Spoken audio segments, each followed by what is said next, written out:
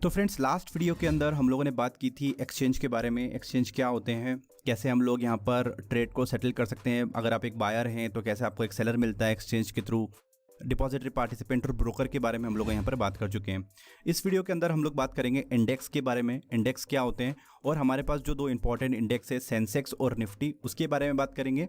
और अदर जो भी हमारे पास इंडाइसेस है, जैसे कि बैंक निफ्टी है, स्मॉल कैप इंडेक्स है, मिड कैप इंडेक्स है, आपका फार्मा इंडेक्स है, आईटी इंडेक्स है, कई सारे ऐसे इंडेक्स है, उनके बारे में बात करेंगे कि क्यों ये इंडेक्स बनाए जाते हैं और इनसे हम लोगों को क्या बेनिफिट मिलेगा, क्या इंपॉर्टेंट रोल है इंडेक्स का स्टॉक मार्केट के अंदर। तो फ्रेंड्स, करते हैं इस वीडियो को स्टार्ट। यहाँ पर सबसे पहले बात करते हैं कि आपने इंडेक्स वर्ड पहली बार कब सुना होगा।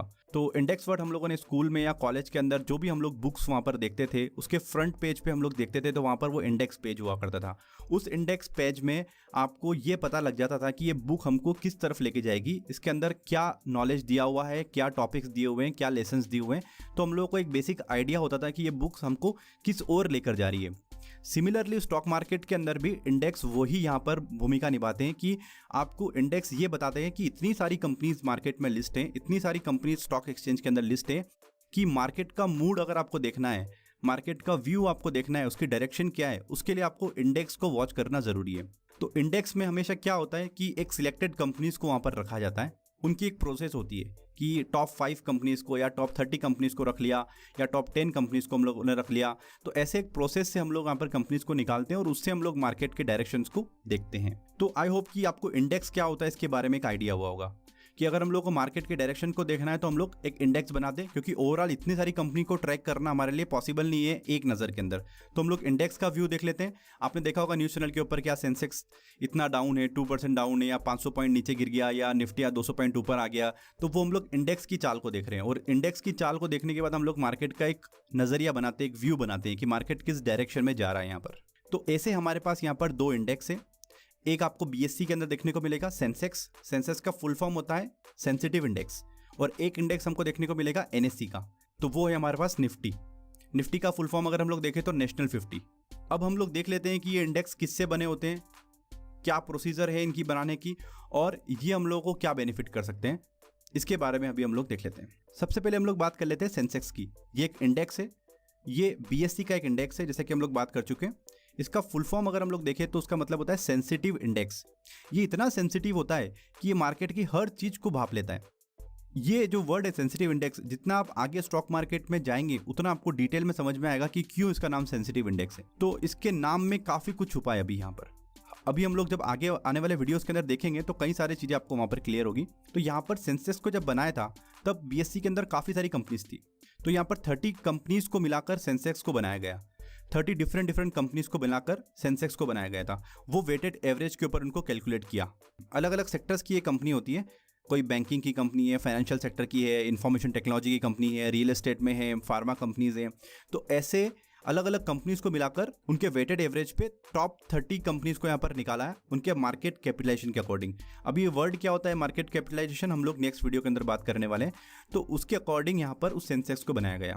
तो जो उसकी बेस वैल्यू थी उस समय वो 100 डिसाइड की गई। सारी कंपनीज को मिलाकर उसकी एक बेस वैल्यू बना दी गई 100। ये हम लोग बात करेंगे आने वाले टाइम के अंदर कि अगर आपको एक खुद का इंडेक्स क्रिएट करना है तो वो कैसे कर सकते हैं और उसके अंदर आप इन्वेस्टमेंट भी कर सकते हैं। तो वो हम लोग बात करेंगे आने वाले वीडियोस के अंदर।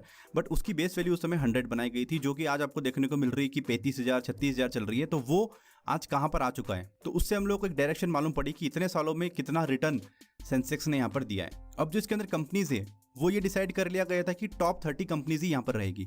तो जिस समय सेंसेक्स को फॉर्म किया गया था उस समय जो उसके साथ में कंपनीज हुआ करती थी, हो सकता है कि उनमें से कई सारी कंपनीज आज इसके अंदर नहीं है, क्योंकि यहाँ पर मार्केट कैपिटलाइजेशन के अकॉर्डिंग टॉप 30 कंपनीज को सिलेक्ट किया गया था।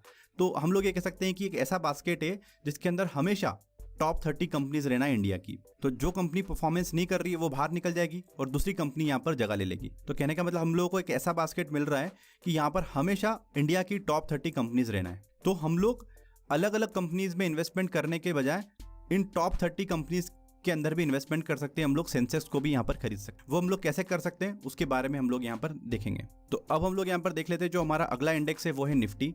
ये लिस्टेड है कहाँ पर, एनएससी के अंदर। एनएससी का ये इंडेक्स है, बड़ा इंपॉर्टेंट इंडेक्स है, काफ़ी ज़्यादा ट्रेडिंग इसी इंडेक्स के अंदर होती है। तो हम लोग काफ़ी स्ट्रेटेजीज इसके अंदर बनाएंगे, काफ़ी सारी ट्रेडिंग इस निफ्टी के अंदर करेंगे, तो हम लोग के लिए बड़ा इंपॉर्टेंट है कि हम लोग इसको समझें यहाँ पर। तो इसके अंदर इंस्टीट्यूट ऑफ की 30 कंपनीज़ के हम लोग यहाँ पर लेते हैं। यहाँ पर वेटेड एवरेज से 50 कंपनीज़ को अलग अलग सेक्टर्स के अंदर निकाला गया और उसके थ्रू यहाँ पर ये इंडेक्स बनाए। तो इसकी प्रोसेस क्या है, जैसे कि हम लोगों ने सेंसस के अंदर देखा, सिमिलर वैसे ही है, बट यहाँ पर 50 कंपनीज़ को मिलाया तब जाकर ऐसा बास्केट तैयार हुआ आपके पास।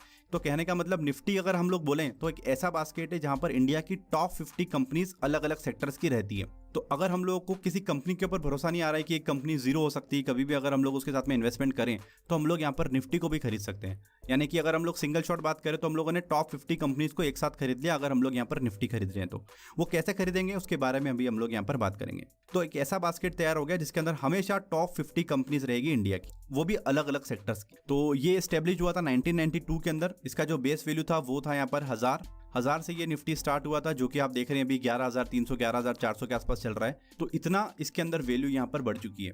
तो इससे हम लोगों को क्या मालूम पड़ा, एक मार्केट का डायरेक्शन, कि मार्केट पिछले 10-12 सालों के अंदर, 15 सालों के अंदर किस डायरेक्शन में जा रहा है, वो हमको यहाँ पर देखने को मिला।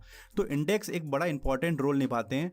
अगर हम लोग स्टॉक मार्केट के अंदर यहाँ पर ट्रेड करते हैं या फिर इन्वेस्टमेंट करते हैं तो ये काफ़ी इंपॉर्टेंट रोल होता है इंडेक्स का यहाँ पर। अगले वीडियो के अंदर हम लोग बात करेंगे कि कैसे इंडेक्स के अंदर कंपनीज को सिलेक्ट किया गया, वो कौन सी प्रोसेस है, और जो हम लोगों ने वर्ड यहाँ पर यूज़ किया मार्केट कैपिटलाइजेशन, उसके बारे में हम लोग यहाँ पर देखेंगे। तो फ्रेंड्स अभी के लिए इस वीडियो के अंदर फिलहाल इतना ही। इस सीरीज के अगले वीडियो को देखने के लिए आप सब्सक्राइब कर सकते हैं हमारे यूट्यूब चैनल को। फ्रेंड्स मिलते हैं अगले वीडियो के अंदर, तब तक के लिए गुड बाय।